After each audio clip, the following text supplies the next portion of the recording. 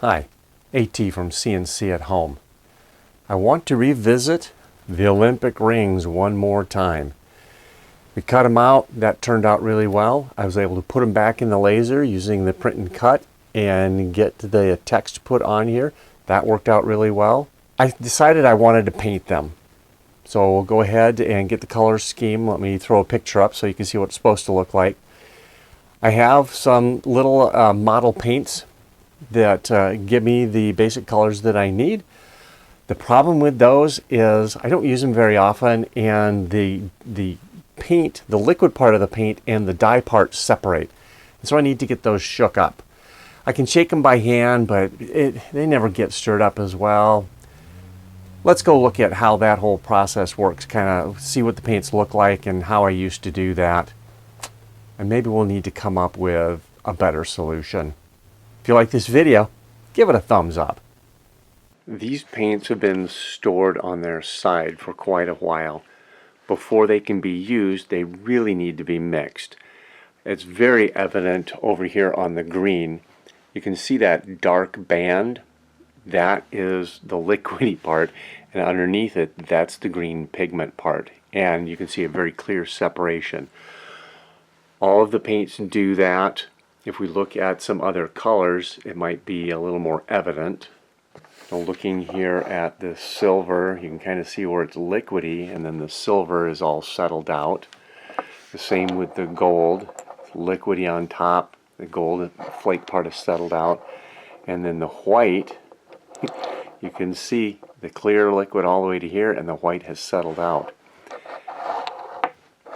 Before you can use these, you really need to get them mixed well. One of the things I've done in the past is I've used my reciprocating saw. Let's go take a look at how I do that. Here's the setup that I've used in the past.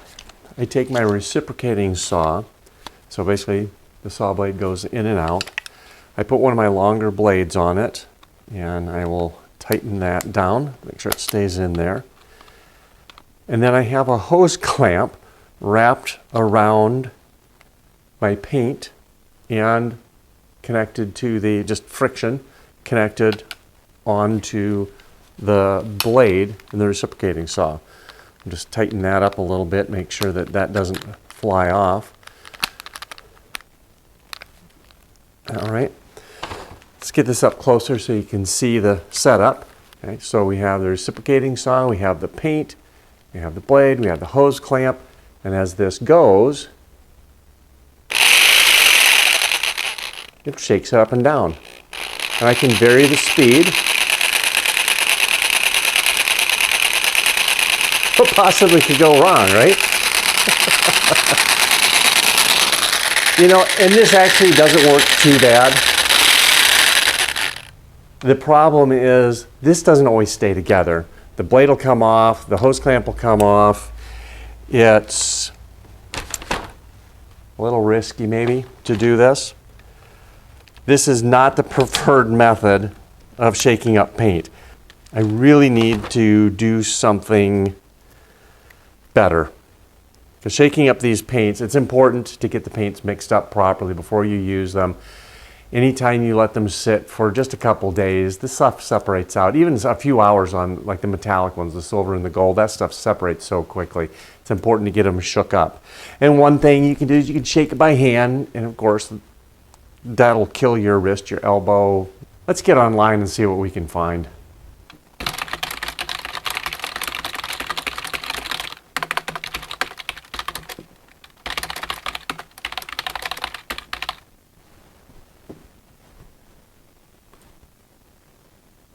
That just might do it. Let's get that ordered, and let's select super fast shipping. Let's see when that shows up. What? Is that them already?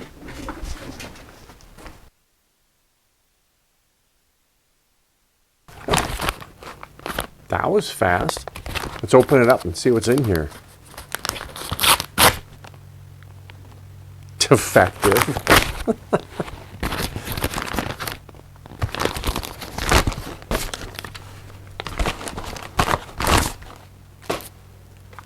black box.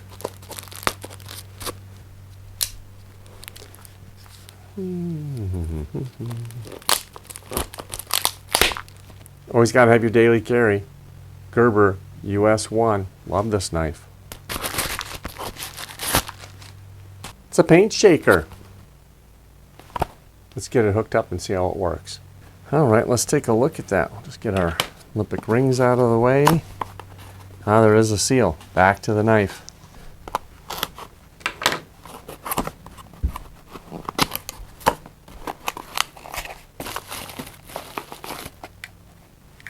Well, we've got power. We've got the paint shaker. On-off switch. Little suction cups on the bottom. That's kind of cool. What do we have here? Interesting. I wonder if these are to add into the paint if it's something that wouldn't shake nicely otherwise. Little ball bearing kind of things. 3 straps. So these hook on here. So you hook it on the back, you hook it on the front, and that helps hold the thing down. One of these paints will fit on here nicely like that, and this hopefully will get her all shook up. Oh. Instructions. Well, I'm saying that's a no-brainer. You plug it in, you turn it on. So let's do that. Let's get it plugged in, let's get it turned on, and see how it does. Let's try it with the blue. See how that goes.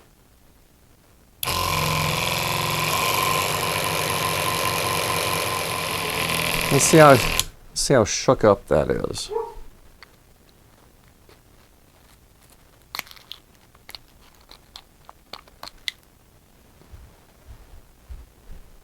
You're not going to be able to see in there very well, but that looks really well mixed. So I think this is a vast improvement over the reciprocating saw. Now here's one that will be very evident. The liquid is here. We've got the silver underneath. We'll just put this on, and I bet this will shake up quickly and nicely. Make sure that's stuck. Go.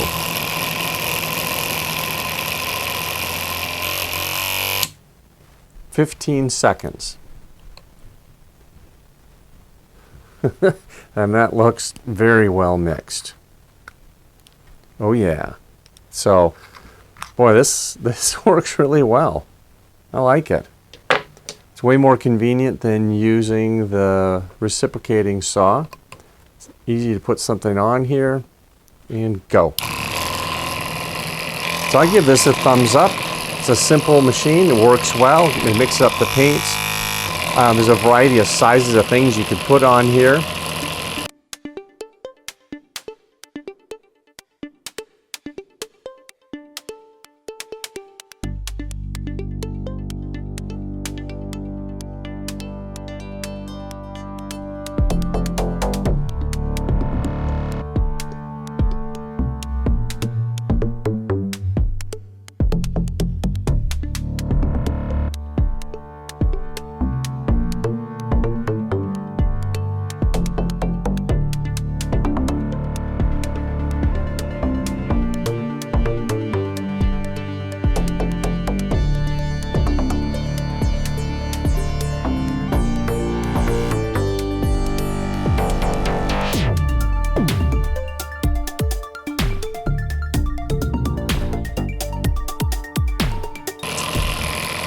If you like this video, give it a thumbs up. I will have a link for this product down in the description if you're interested in getting a nice little paint shaker.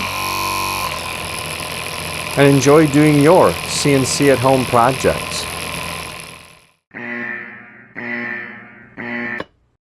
Oops. We'll paint this once it's all shook up. I don't know if there's any paint in the yellow. Looks pretty thin.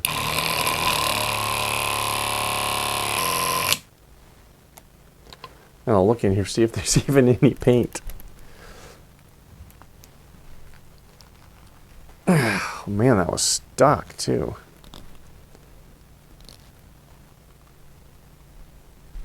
Yeah, she's empty. I think I've got some other yellow paint though. I don't know why I have this. That should get thrown out. Let's shake up the green.